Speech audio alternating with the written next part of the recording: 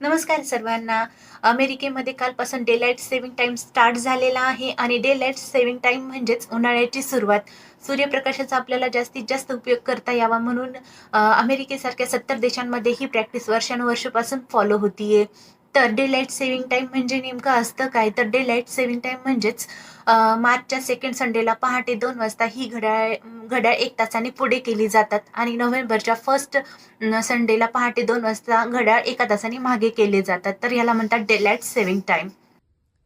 Live बघू शकता तुम्ही. आता 1 वरून 2 वाजायला पाहिजे तर डायरेक्ट 3 वाजलेत आणि मॅन्युअल वॉचवरती तर मात्र 2च वाजलेले आहेत. आहे day light saving time start. तर ही इन्फॉर्मेशन तुम्हाला कशी वाटली कमेंट करून मला नक्की सांगा आणि हा व्हिडिओ आवडला असेल तर माझ्या चॅनलला लाईक करा, शेअर करा अँड सबस्क्राईब करा. बाय.